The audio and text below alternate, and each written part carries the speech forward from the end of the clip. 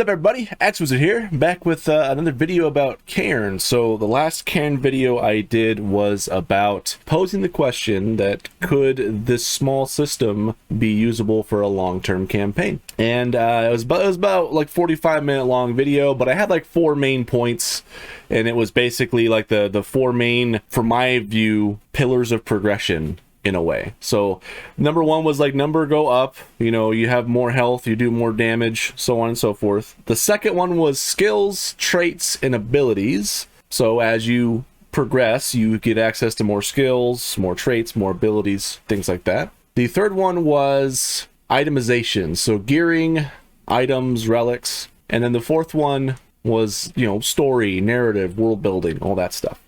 So let's talk about point number 3, right? Gear, items, and relics. So I started brainstorming some ideas about, like, you know, what kind of cool items could I come up with to help give that feeling of progression in a long-term campaign. So I came up with some ideas. I also found a bunch of cool items just on the Cairn site itself that we'll go over at the end. But yeah, let's just jump in. So the first item that I thought of is not really my my idea. It's a common thing that you know, again, I watched a lot of Critical Role. I liked how it seemed like one person had a bag of holding, and that sort of simplified their inventory management and made it flow a lot better. Now in Cairn, inventory plays a pretty key role in the system. So how could you do a bag of holding while still upholding the philosophy of Cairn? And we were going back and forth in some of the comments, I think, on my last video, and one person had a great comment that was like, just give a bag of holding that gives you extra inventory slots that cannot hold fatigue, because fatigue is a core mechanic. So I thought that was a pretty cool thing. So the first item that I thought of was naturally the bag of holding. Now I figured that there could be several variants, so I was just sticking with like lesser, minor, major, greater. So for example, lesser could have 6 slots, minor could have 10 slots, major could have 14, 15, or 16 slots, and then greater could have like 20 slots, right? So that's like long-term, like end campaign, like you've got 20 slots to work with. You can pack a lot of heat in 20 slots, right? Even like the 6 slot lesser bag of holding idea would be a huge boon to a player. So I thought that was really cool. So yeah, that's the first one. Bag of holding with you know, a few different variants: lesser, minor, major, greater. I thought that could be a cool thing for some definitely progression for a long-term campaign. I wouldn't necessarily do a bag of holding for one-shots and stuff like that. I think the beauty of Cairn is how quick that you can pick it up, and I think that for, you know, shorter sessions or for shorter campaigns, so for example, like I'm writing a adventure called Guards, and it's I thought it was going to be short, but so far we've been playing it for like 5 weekends now, and we're still haven't finished all the encounters in it. So, and we play for like 2 to 4 hours a pop. So that's pretty fun. So if you're playing for a longer term thing where you kind of want to add some more progression in there, if your players are starting to feel like they're a bit stunted and, you know, having to constantly sell items that they don't want to get rid of or whatnot, it might be kind of cool to throw them a lesser bag of holding. Now again, keep in mind, in the world of Cairn, magic is supposed to be extremely rare, like a lost art. So it's not something like you can just go down to the store and buy a bag of holding. Like, they're gonna have to earn it, like exploring some tomb, or maybe they punch a wizard in the face and they loot him and he has a sweet bag of holding. I don't know. It's up to you. But yeah, so that was one idea I had: bag of holding. Next idea for an item that I thought would be kind of cool, I call it the Quiver of Piercing Arrows. And what this quiver would do is it would contain like a number of arrows. I'm thinking maybe like 2 or 3. 3 is probably good. That when you use it, it ignores 2 armor. So this could be really handy. I thought about making it ignore 3 armor, which is like, you know, the max armor, but I don't know if I want to do that or not. I suppose I could just make it say ignores armor entirely. So say if you're using a longbow or something like that that does like 1d8 or 1d10, and you rock that baby back and let fly, and you hit a 10. If you're fighting a dragon, it's got like 3 armor or something like that. You know, it's it's good to get that 10 damage in there. So I thought that could be really cool. And then I figured the way that you could recharge it is, since my initial concept was it only ignores like 1 or 2 armor, to recharge it, when the player rolls the max number on their damage die, they could regain 1 arrow. So if their longbow is like 1d10 and they roll a 10, then they would recharge 1 arrow. I figured that could be kind of cool. That way it makes it so that, you know, they could choose to save them if they want, but if they do want to use them, I don't know if that's necessarily too overpowered or not. Because I know that in Cairn, a lot of the relics and stuff have a pretty complex recharge condition, but for these, since they provide a pretty slight benefit, to be honest, ignoring 2 armor is pretty huge. But yeah, so that was one idea I had. I'm just not certain on balance-wise where I would put that. So I don't know if it should be 1, 2, or just all armor, or if it should only contain 1 or 2 or 3 arrows, or if the recharge condition should be something else. You know, maybe something you have to roll a max number on the damage die and get a killing blow on a ranged enemy or something. I don't know. Like, there's lots of cool options that you can do out there. I don't know if the recharge is balanced. I don't know if that would happen too often or not. And because that could potentially, you know, totally unbalance the game. But I don't know.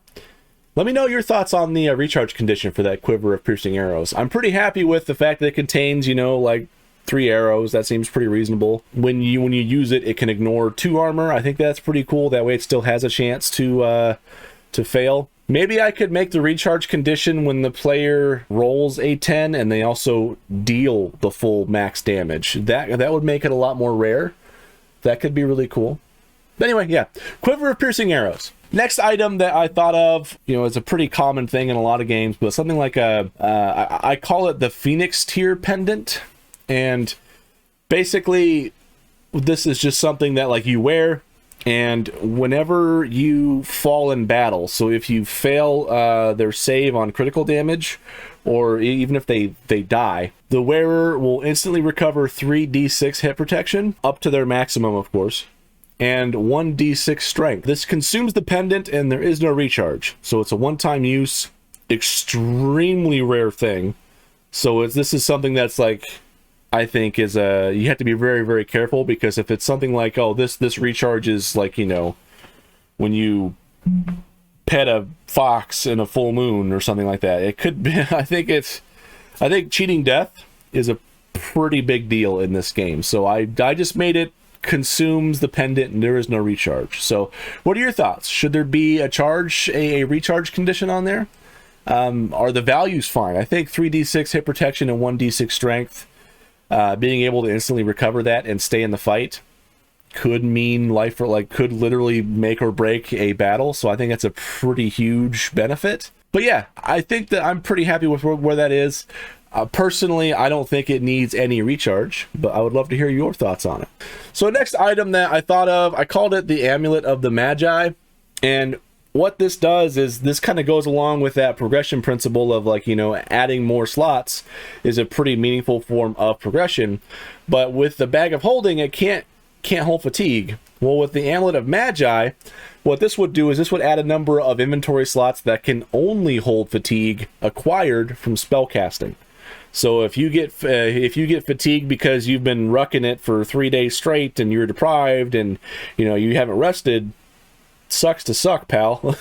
That's not going to go in the Amulet of the Magi. But if you crack open a spell book and, you know, bring up a whole thicket inside of someone's house, and you get a fatigue point from that, you could allocate that fatigue point to your Amulet of the Magi. And I figure that this could also have several variants as well. So I figure, again, lesser, minor, major, greater. and lesser would have 3 slots, and then every rank would add 1 slot. So that means greater, the max, would have a total of 6 slots. So I think that would be very, very powerful to have. You know, even the lesser would be extremely powerful for, you know, someone who a player who wants to have a really magic based character and who has lucked out finding several different spell books, or maybe they have you know, yeah, spell books. So I think that could be really, really cool. I think for this item, if I was doing a long-term campaign, this would, even the lesser, I think would probably be a I wouldn't give it earlier than like the middle of the campaign, like whatever your start to end is, but like it's a super powerful thing. So I wouldn't give it to them like the first session. That would just break the game, really. But that would be a huge thing for any spellcaster character. Like, you know, say like if they rolled their character and they got really lucky and they got to pick a spell book and they want to be a caster character, that could be a really cool item if they're, especially if they're trying to hoard spell books, you know, that could be a really huge item for them. But again, super powerful. And then the recharge condition for this is that I don't know if I like the recharge condition or not. Maybe I might crank this up a little bit, but the one I have written down is it will disperse 1 fatigue for each day that the player does not cast a spell. So any spell at all. So if they, say for example, if they have a lesser Amulet of the Magi, which gives them 3 additional fatigue slots from spellcasting, you know, if they cast some spells during a battle and they pull through and they fill up all 3 of those slots, it would take about 3 days of not casting any magic at all for those to disperse those fatigues. I don't know if I should make it 1 day or a week to disperse each charge, because magic is extremely powerful in this game. Because if you look at the spells, like there's only like a sentence or 2 description. It's not like Pathfinder in D&D where it clearly defines the bounds of the spell. It might say something like, you know, for the spell thicket, it just says like raises a thicket of trees and dense brush within like a 50 foot for 50 feet. Doesn't say 50-foot cube, 50-foot radius, 50-foot circle, 50-foot donut, 50-foot wall. Doesn't say how tall it can go. It says like trees and brush. So it's like whatever you want it to be. So my youngest, when we were on one of our first playthroughs, had a blast with that spell. He had some creative uses of it that I don't think would have been possible in a system like D&D or Pathfinder, because it would just rein those in too tightly. So again, magic is very rare and extremely powerful in Cairn. So I'm thinking that, you know, after thinking on this a lot, I think I might make the recharge condition from disperse 1 fatigue for each day the player did not cast a spell, for each week the player did not cast a spell. And I think that would be a pretty good balancing thing. Because again, even the lesser variant that gives you 3 slots, that's huge. You could circumvent an entire boss encounter with 1 well-placed spell. So that 1 additional slot could be a godsend, especially if you're going into like some crypt or something like that, and you're having to run out with a bunch of cool fat loot, and you don't want to drop anything so you can cast a spell. You can just pop that pig on the amulet, and then you can keep on trucking. That's a pretty huge benefit. So I think I might change that to recharge. Disperse 1 fatigue for each week the player did not cast a spell. And it doesn't matter if you're on day 6 and you cast a spell, guess what? That bad boy resets. You gotta wait another week. But yeah, Amulet of the Magi with a few different variants: lesser, minor, major, and greater. Let me know your thoughts. The next item I thought of was, I called it Blade of Echoes, and this is a weapon. So I'm thinking it's a sword. I don't know if it should be 2-handed or 1-handed. I just have it set to be 1d10 damage. If you want like a 2-handed variant, you can crank up to like 1d12. I figured like 1d10. I think that's what 2-handers use. I think 1-handers use 1d8 or 1d6 for the most part. So maybe I might crank that down to 1d8 and make it a 1-handed Blade of Echoes. But basically what this sword does is the wielder can sometimes see echoes of past tragedies and lost or trapped souls.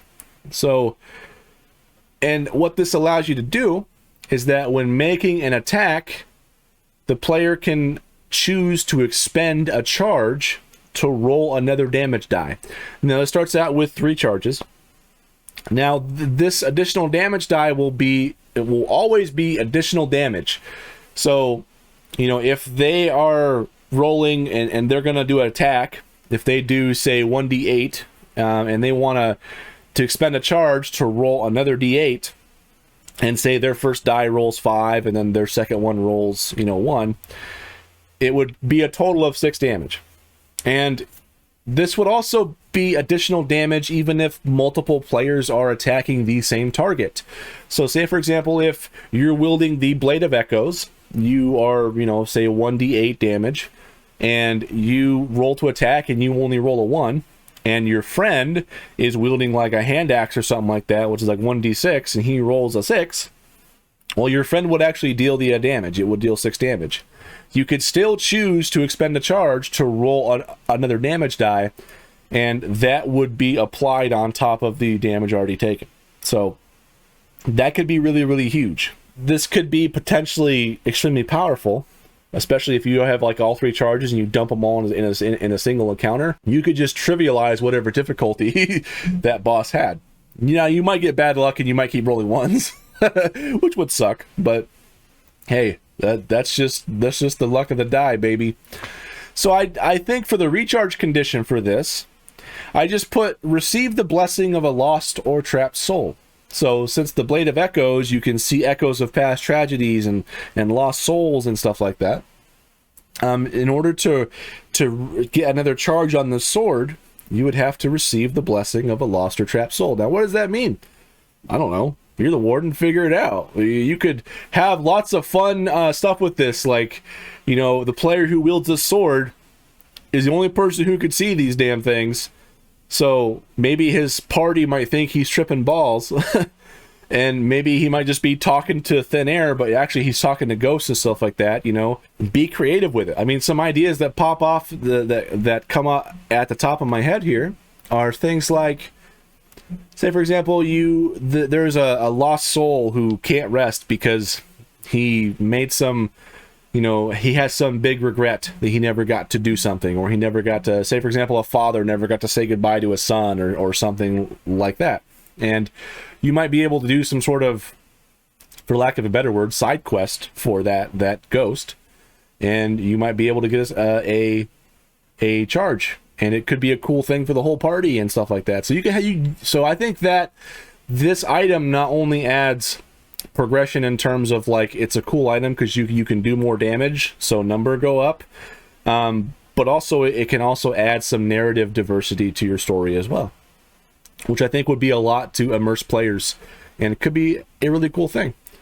So I'm not sure balance wise where I would put this. I think the recharge, I'm pretty happy with the recharge, but I'm not sure if the additional damage would be too powerful. I don't know if I should change it to where like you can choose to re-roll your damage die and to take the new result. So if say for example it's a one-hander, it's a 1d8, or if it's a two-hander, it's a 1d10, and you roll and you only get a 1, you could expend a charge to roll and get potentially higher. I think that might be easier, but I don't know if that would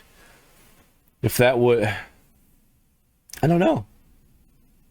What do you guys think? I'm just throwing ideas out here. I would love to hear your thoughts on these items.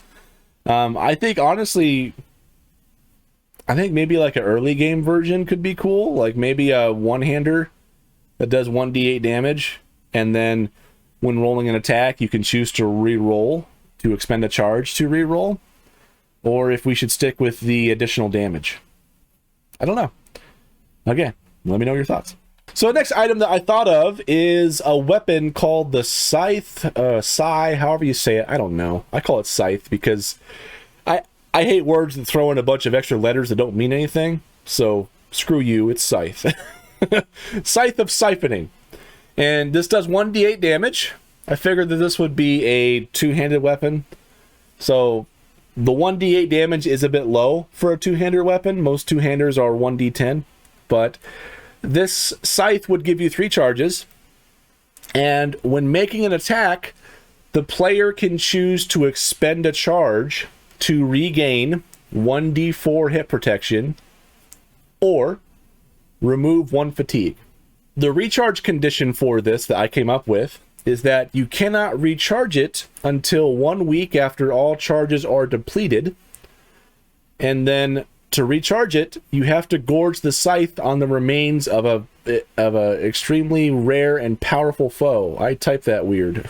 So I think that this would be, again, an extremely powerful item because you can essentially leech hit protection or remove fatigue when attacking somebody. That could be massive. And then, so I wanted to make the recharge condition something that just can't happen frequently. So the minimum cooldown of this would be 1 week. And then after that week, you would have to somehow, you know, if you end up fighting an extremely powerful and rare foe, you would have to, like, you know, basically bathe the Scythe in the blood of it to let it, like, leech all that stuff. So I think that could be a fair recharge. I'm pretty happy with this item. I think this is pretty kick-ass. I love the fantasy of it, and man, I just got some cool ideas for, like, a player characters. Like, imagine a player character who's like a tank, who doesn't use a shield, just has like plate armor or something like that. You know, they have 3 armor, and they just run up and get in people's faces, and they're just constantly dealing 1d8 damage. But when they take a little bit of damage, they might be able to expend a charge or 2 to recover some of that precious hit protection, so they don't take that critical damage. That could be extremely powerful. Or if it is in the hands of, say, like a very powerful spellcaster, and they get up busy with somebody who gets in their face, they could take a swipe at them and maybe remove one of those fatigues they get from casting spells. That could also be extremely powerful. So I think the recharge condition for that is pretty fair. I'm pretty happy with that, but I would love to know your thoughts on it. The Scythe of Siphoning. What do you think? The next item I thought of is called the Staff of the Adept. So for this is kind of a weird one. So in Cairn, we're spellcasting. It says that you're supposed to have a spell book, and to cast a spell, you're supposed to hold it in both hands. Anytime you cast it from that, it gives you 1 fatigue. So I thought, for a caster character, having to you know, lumber around a bunch of spell books could be pretty cumbersome. This might be a bit too powerful, but basically what this staff does is the player can choose to imbue the staff with the power of a spellbook they possess. Imbuement consumes the spellbook, and the player must use the staff to cast the spell. And it can hold multiple spells. And again, I figured this could have multiple variants. Again, lesser, minor, major, greater.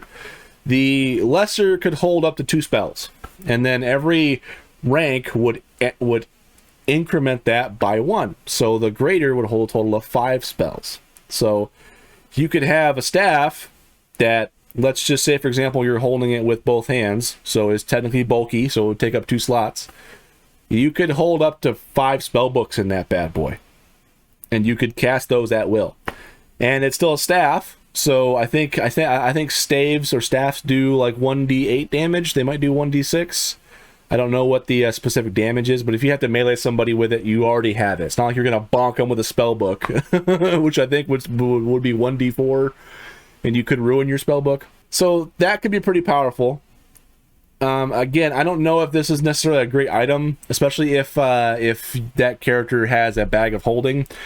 Packing a bunch of spell books wouldn't necessarily be that big of a deal, but you know, I figure, like, I'm thinking like extremely late game. If you have a caster that has the Staff of the Adept, Staff of the Adept, Amulet of the Magi, and a bag of holding, they're basically going to be a god in this system. So I feel like I'm making a bunch of these cool kick-ass caster items that I think might just completely completely unbalance the game. So I would love to hear your thoughts on this. And again, this item doesn't take any charges. It's just that you can basically take a bunch of spell books and dump it into the staff. So, say for example, you have your staff and you take spell book.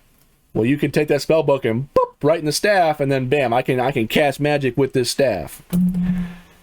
I don't know how balanced that is, so let me know your thoughts on that one. I'll be interested to hear. And then the last item that I thought of is called the Defender's Bulwark. Now this is a shield, and because it's a shield, it gives you 1 armor just passively. And I figured that this bulwark, this shield, could have 3 charges. And what this does is that the wielder can consume a charge at will to completely negate incoming damage. So, what's the recharge condition on this? Because that seems pretty powerful. There is none. Once you expend those charges, your shield will shatter, and it will deal 1d6 damage to any enemies in front of the wielder. So, I figured this could be cool. You know, being able to completely negate damage is huge. So I don't think that it should be something that you could recharge, especially like for the fantasy of a shield. If it's going to be completely negating huge damage, that shield's going to be taking a beating. So if there's a dragon that's going to just chomp you, and you're going to block it with this shield, that better be a badass shield. And it can't do that all the time. So it's got 3 charges. Once you expend those, the item breaks. When it shatters, it has that condition where it deals 1d6 damage to any enemies in front of you. So it's kind of cool because it has that, like, it's almost like you have a claymore mine strapped on the front of that bad boy, and like when someone hits it, boom, blows up like it's like a Tears of the Kingdom thing where you can put a bomb on the front of your shield. Except that it doesn't do that much damage. 1d6 isn't bad. 1d6 to many targets is pretty powerful, but it's a pretty rare item, and being able to completely negate damage 3 times is massive. So you could in theory have this item and just use it like a normal shield forever, and you might just save those charges, but when you guys spend a charge, make it count. I think that's a pretty fair thing. So Defender's Bulwark, it's a shield, 1 armor, takes up 1 slot. 3 charges. The wielder can consume a charge at will to completely negate incoming damage. And once all charges are consumed, the shield shatters and is destroyed and deals 1d6 damage to any enemies in front of the wielder. Boom! I think that's pretty cool. So let's talk about some cool items that I found on the Cairn site. The first one I really liked was the Rope of Attachment. Gives you 5 charges. The end of this 50-foot rope attaches to any surface. You can pull twice to release it. Can be really powerful. But what happens once you expend all 5 charges? You have to cut off 5 feet of the rope. So that means your rope gets shorter and shorter every time that you got to recharge it. So it has a finite life. I thought that was a really cool idea. That way your magic item has diminishing returns every time that it gets recharged. So the second 5 charges it's only going to be a 45-foot rope. I thought that was pretty cool. Lots of things that I could do with that playing for sure. I thought that was an awesome idea. And again, I found these under the resources and then more relics in the Cairn site. Next item I thought was cool was the Bidding Bones. Gives you 3 charges. A pair of graying deer ribs cut to size for rhythmic performance. One has a crude skull etched onto the surface, the other a skeletal hand. When played, they can be used to control the bones of another creature. If they still live, the effect is brief, a single instant of abrupt bodily control that may only be enough to foil another physical action. So if they're still alive, think of it like the Last Airbender, like the Avatar, where like Korra learns how to blood bend. It's kind of like blood bending, like you're disrupting your opponent's turn. Like that could be really cool. That's really evil. That's pretty dope. If they are dead or undead, the effect lasts for long as the bearer can continue playing. So I thought that was really cool. If you want to play like a necromancer, you could have like a necromancer bard. You can have like a sweet bone drum set. You can just play like a xylophone. Yeah, so you can just control like bodies and stuff like that. That could be super powerful. To recharge it, you have to stand at the edge of the dark wood and throw one of the bones overhand as far as you can into the tangle. Then you must keep your eyes tightly shut as you enter to recover it. Do not peek and do not respond to the taunting whispers of the dead that greet you. So that could be really interesting. Another item I thought was cool was the Crow Porter, which gives you 1 charge, 1 use. And it is a large brown bottle full of dark, bitter beer. The label sports a block print of a crow with its beak wide, jagged noise lines jutting out of its mouth. While it's being consumed, the drinker will boast loudly and incautiously about their deepest secrets, whether or not said secrets are worthy of boasting about. So it's kind of like a truth serum. So it's like 1 use, no recharge. I thought that was pretty cool. Another interesting item I found was the Manual of the Mighty, also known as the Volume of the Nimble or Tome of the Wise. So basically it's just a large old 3-volume book with yellow pages and a beaten cover. It takes at least a month to study it, and by doing so you can increase your strength, dex, or will score, depending on the book, by 1d4 points to a maximum of 18. So again, like if you think of like long-term progression, that's pretty huge. Number go up. You increase your stats. You learn. You gain skills. Like that's pretty sweet. So if you have this book, the Manual of the Mighty, or the Volume of the Nimble, or the Tome of the Wise, you can spend a month reading it, and when you're done, you can increase your skill of whatever book you're reading by 1d4. So you could potentially roll a 1, which would suck, but you still get 1 extra point. That means you could basically get like 5% more chance to succeed on any skill check for that, which is pretty huge. If you get 4, that's basically a 20% increase to succeed, up to a maximum of 18, right? To recharge it, you have to place the book on a shelf in the fabled long-lost Library of Shadows and leave it there for 12 years.